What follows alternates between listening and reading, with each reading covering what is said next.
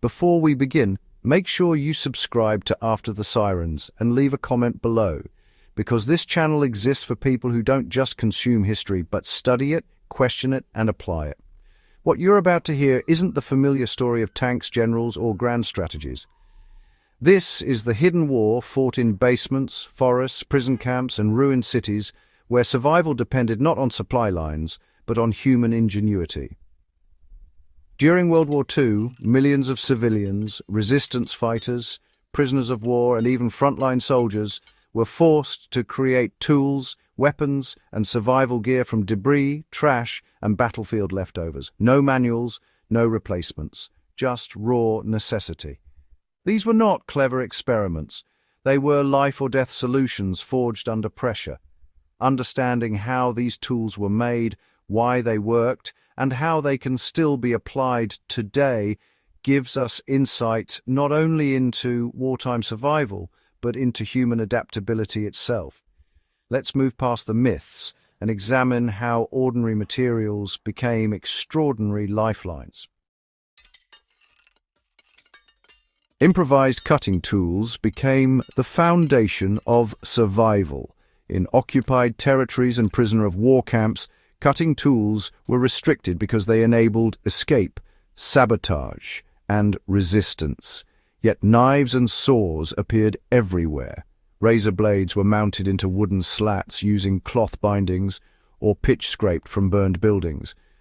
Bed springs were hammered flat and sharpened against concrete floors to create durable blades. Aircraft aluminum salvaged from crash sites was prized because it could be shaped with hand tools while resisting corrosion. These tools were not crude stopgaps. They were used to cut wire fences, shape wood for shelters, and prepare food. The practical lesson here is material selection. Even today, high-carbon spring steel or aluminum scrap can be repurposed into effective cutting tools with minimal equipment if heat and abrasion are applied correctly. Tin cans and food waste became cooking and heating systems. With fuel scarce, World War II civilians developed hyper-efficient cooking methods. Tin cans were converted into rocket stoves using punched ventilation holes to maximize airflow and heat retention. Grease salvaged from cooking scraps or animal fat became fuel when combined with cloth wicks. In ghettos and resistance hideouts, double-can stoves allowed people to boil water using almost no combustible material. These designs are directly applicable today in emergency preparedness. A simple modern version can be built using two metal containers, a nail, and scavenged fuel, allowing clean water production in grid-down scenarios. Communication devices were built from stolen and discarded electronics. Resistance groups relied heavily on improvised radios assembled from scavenged components. German field radios damaged in combat were stripped for coils, capacitors, and headphones. Civilian phonograph needles became signal detectors. Copper wire pulled from bombed buildings was rewound into antennas. These radios were often hidden inside furniture or false walls. The critical insight here is modular reuse. Even today, broken electronics contain functional components that can be reassembled into communication or signaling devices when new equipment is unavailable. Traps and defensive weapons were made for silent protection. Ammunition shortages forced resistance fighters and civilians to rely on silent weapons. Crossbows were built from bed slats and twisted rubber harvested from vehicle tires. Tripwire traps used glass shards, nails, or weighted debris to injure intruders without revealing positions. In forests across Eastern Europe, sharpened stakes hardened in fire were used defensively against patrols. These methods emphasized terrain exploitation and low-tech deterrence.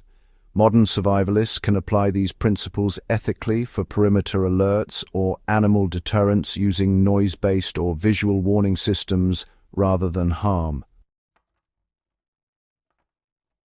Clothing and footwear were engineered for durability, not comfort. Shortages destroyed access to proper clothing, yet people adapted. Tire rubber was cut into soles and stitched to cloth uppers using wire or sinew. Parachute silk was repurposed into shirts, underwear, and bandages because of its strength and lightweight. Wool blankets were unraveled and rewoven into smaller garments. The lesson here is textile prioritization. In survival scenarios, durability, insulation, and repairability matter more than appearance.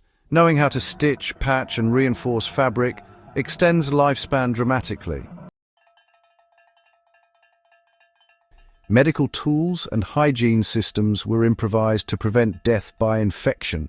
Injuries, killed more people through infection than trauma. Civilians sterilized tools using boiling water, alcohol distilled from fermented food waste, or, flame exposure. Toothbrushes were made from chewed twigs and cloth. Splints were carved from furniture fragments and bound with belts or wire. This really reinforces a crucial survival principle. Cleanliness and wound management are force multipliers.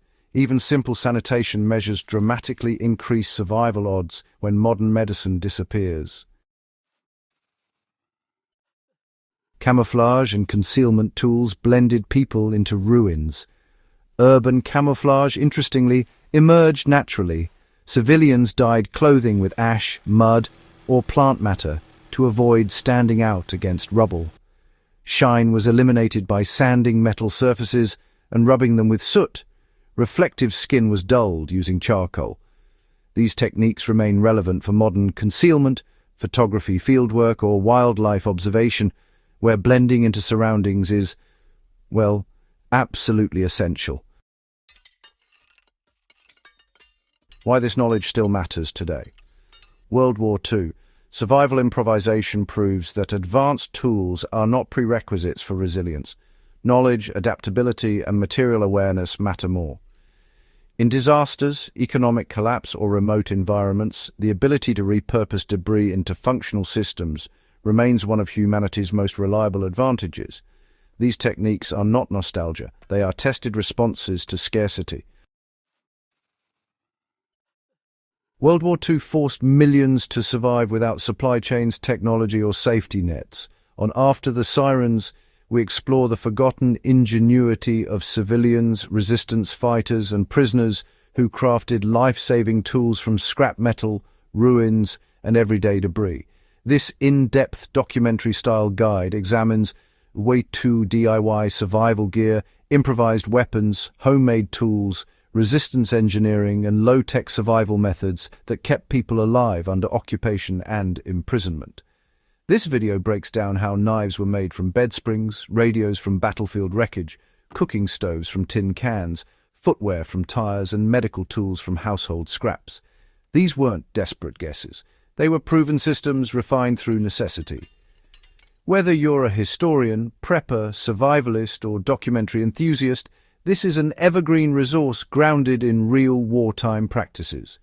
If you value serious historical analysis, practical survival knowledge, and stories that rarely make it into textbooks, subscribe to After the Sirens, share this video, and join the discussion in the comments. History doesn't just teach us what happened, it teaches us how people endure,